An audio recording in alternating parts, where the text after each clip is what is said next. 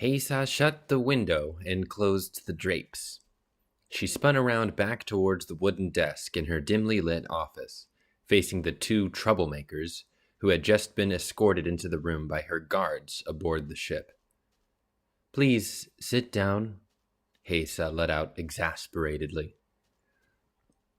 The two young men looked at each other, almost in a mocking way, but walked forward and sat down, reluctantly, in the two simple chairs waiting for them. Heisa nodded to the three guards behind, indicating for them to leave the room. The door shut behind them. "So," she began, "let me get this straight. Apparently, you both were looking for the passenger ship bound to Suisse." "That's correct, ma'am," the red-haired one on the left interjected. "Which is where you live.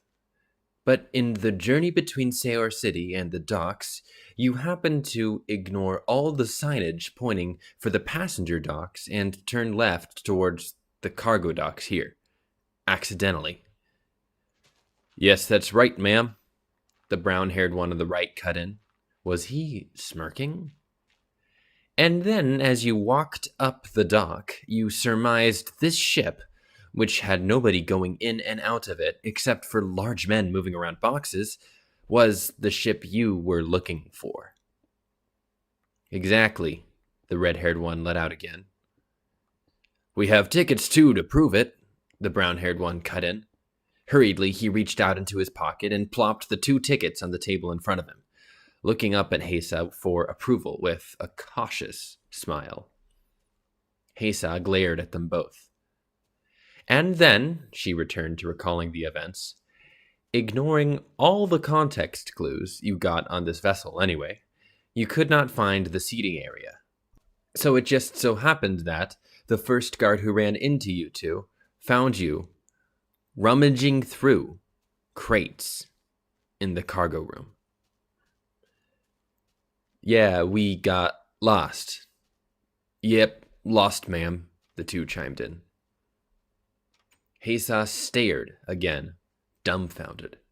The two did not budge and continued to feign an air of ignorance. She let out a sigh as she sat her hands on the desk, arms stretched out. She leaned forward, pulling up her own chair as she slouched into the seat.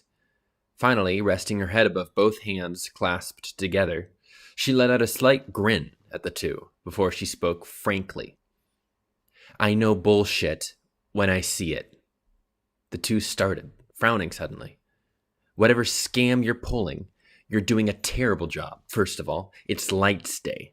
Are you aware that passenger boats don't operate on lights day?" The men looked dumbfounded. Heisa went on. "And I have trouble believing a man like yourself lives in Suisse, given the fact that I have never seen a red-haired Suissean in my life. Also, you know the work docks are gated off by the king's personnel. You either forged your information to get in here, or you slipped past them. There's no way an honest traveler could get mixed up and accidentally stumble here. Finally, that ticket you have here is a clear counterfeit.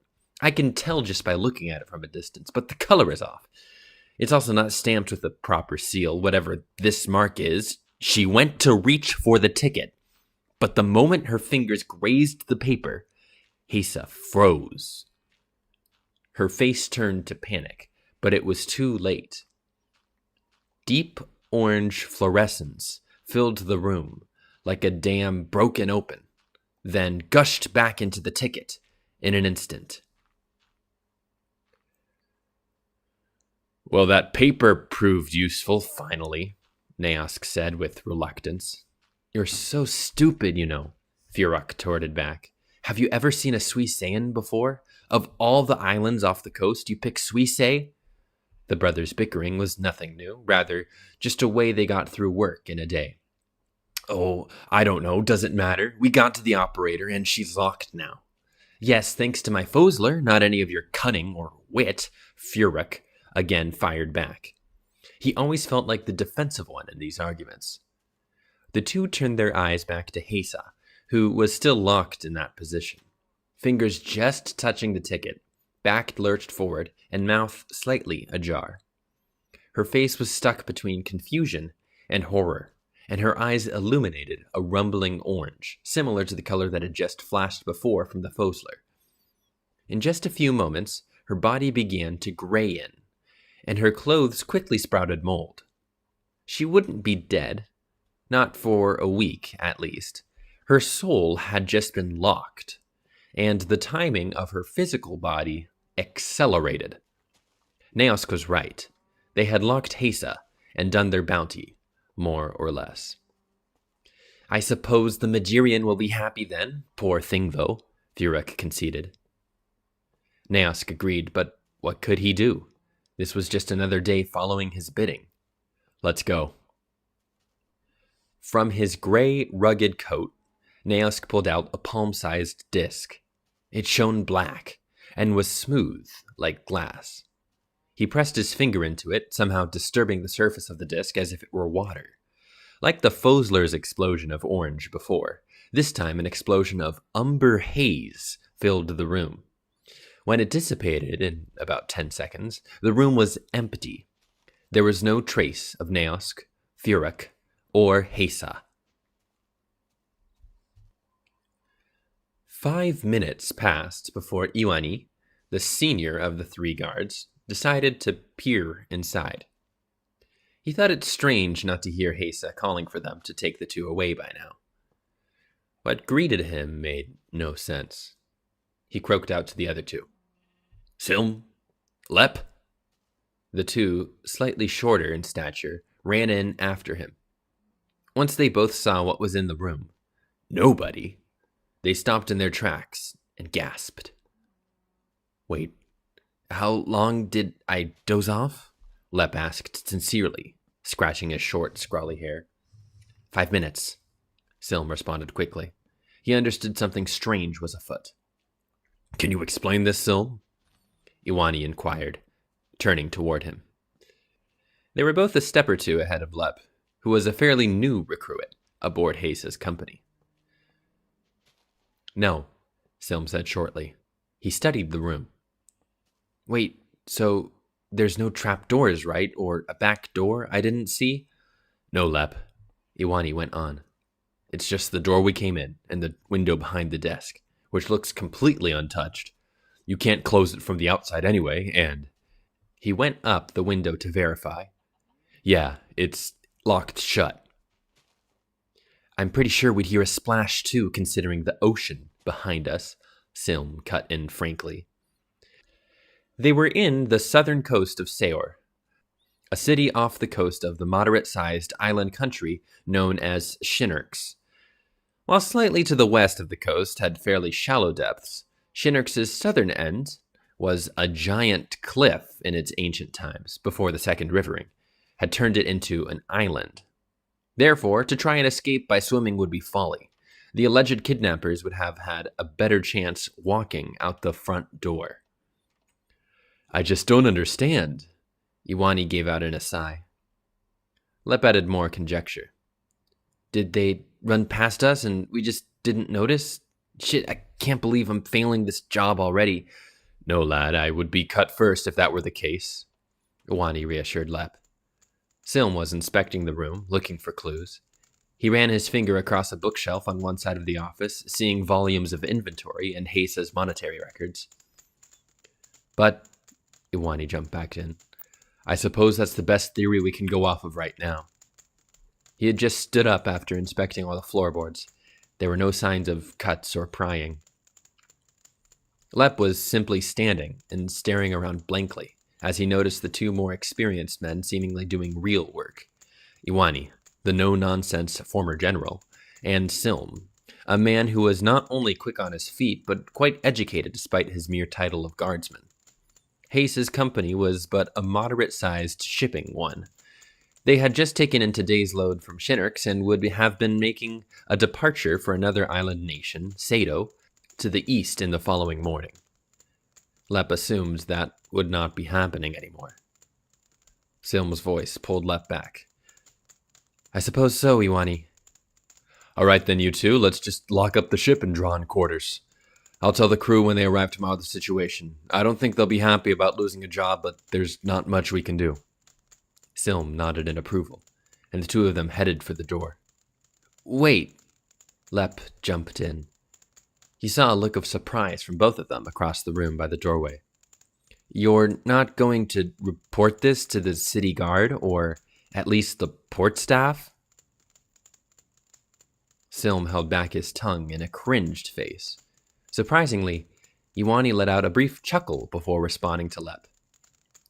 "Son, you don't really understand the shipping business, do you?" Lep looked at him blankly. Iwani went on. "No one in power above us can look into our ship. The reason our jobs even exist, Lep, is because of exactly that." "But," Lep blurted out, confused, "our boss has been kidnapped." "No, Hayes is not our boss," Silm interjected sharply. "She simply operates the ship. You have never met our boss, and you likely never will." Lep's perplexed look didn't budge. "Since Silm's been hired 2 years ago," Iwani went on, "we've had 3 different Heysas. They are replaced and moved around, and it wouldn't be the first time an operator's been kidnapped. So we simply do nothing. We wait for the sailing crew to arrive tomorrow, inform them, and before sunset, a new operator will come to take over." Lep just grew more and more confused. Something wasn't adding up. "Silm, it seems like Lep hasn't fully learned what we do here. Why don't you show him what those 2 were looking for in the cargo room?" Are you sure, Iwani? Can we trust him yet with this?" "Yes, Silm. The window of opportunity. While an operator isn't present, it's our only chance. Let's have Lep be elucidated." Silm nodded with reluctance and walked out the door, beckoning Lep. Iwani split off from them. The 2 went back to the room where the thieves were initially caught, reopening the crate that was just rummaged into. "It's just dirt? Sand?" Lep looked at Silm, confused.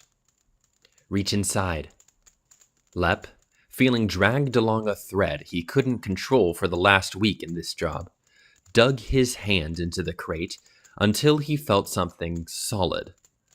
It was slightly wrinkled, yet smooth, and he gripped his hand around it. With a shift in his legs, he pulled out the object from the crate. "It's a book." "Read it," Silm commanded. Lep turned from the blank cover to its first page. There was no dedication or summary, just straight text. He began to read into the first couple sentences before he put the book down and asked Silm outright, "What does the Zencurian royal family have to do with anything? I don't see who sleeps with who matters." "Do you really not understand?" Silm pressed in a mocking way. "Read more, out loud." "At approximately 1/2 past sunrise in the secondary Zencure villa, it was regarded by a well-informed source that Iraga, 4th in line to the Zencurian fortune, was engaging in risque copulation in the midst of their garden with opposing Yelinx priestess Sendi. This scandal is a scorn upon the supposedly untarnished realm of the Zencurian." "This is propaganda, Lep," Sim interrupted. "That is what this ship transports. Sado is a parliamentarian state, and there's a fringe group that wants to slander Zencuria. This is the dirt we sell them, literally, so that they can get the information they need." Lep stood back in shock. He looked back over the text again as he held it over the box of earth. Sure, he was new, and hadn't known the details of what they transported, but propaganda? That's why nobody in power can know about this ship, what it is, or even who its employees are. Even the agents who buy the info aren't aware of our existence. Our goods would have been passed through 3 or 4 hands before they got to the faction leaders they were bound for. So to every dock this ship's parked at, it's nothing more than a simple shipment vessel for construction materials. All that Sayar will know is that we ship dirt for some contractors there. Lep began to take it in and understand, slightly. His mediocrity wasn't a fluke, no, but a tool to pass the ship off as a simple thing. His role was just to prop up its long-standing ruse. Silm noticed his discomfort and decided to call it there for now. Let's meet back up with Iwani. And so the two of them walked back as the sun began to set. Of course, time in this region did not operate normally, so the night would be pitch black in around 30 minutes. As they rounded their hole, Iwani could be seen pulling up the gangway. They walked past Hesa's office and made their way to the quarters. Lep lay in bed, staring above at the wooden ceiling. He could not help but feel inadequate. This job, the one thing he thought was finally working for him in the right direction, turned out to also just be a joke pointing towards him. His feelings of disappointment and dejection were natural, but he had no idea the world into which he had just embarked. The world led by fears, lies, and control through propaganda had little room for self-pity, as Lep would soon find out.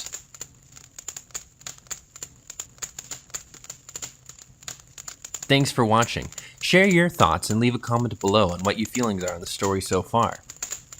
Make sure to subscribe so you're able to catch the next episode. And patrons, thanks to my patrons, get early access to upcoming chapters. Stay tuned.